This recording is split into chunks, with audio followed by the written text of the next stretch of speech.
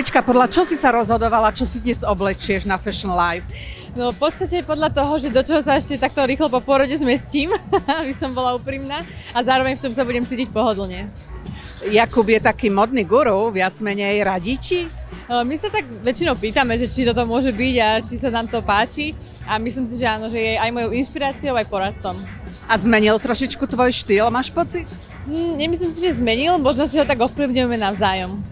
Koho si prišla pozrieť a čo, už si ideš vyberať vianočné darčeky? Prišla som sa pozrieť na Zuzku Ľos-Božikovú a tiež na Petru Weingart, ktoré ma pozvali a vianočné darčeky ešte nie, to ešte neriešim.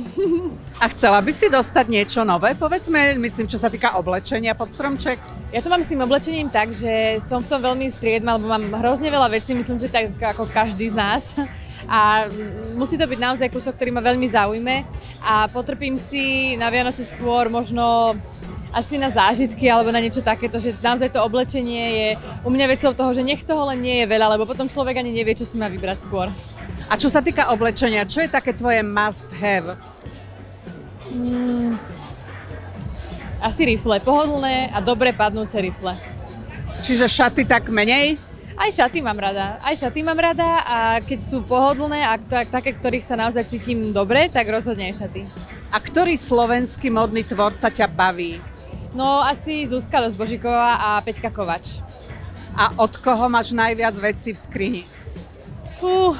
No ja si tie veci, musím povedať pravdu, od nich požičiavam na všetky eventy, nakoľko mám pocit, že by som to nevyužila tak, ako by sa patrilo a tie veci zaslúžia byť nosené oveľa viacej, takže ja si na tieto príležitosti potom veci požičiavam. A čo by si nikdy neobliekla?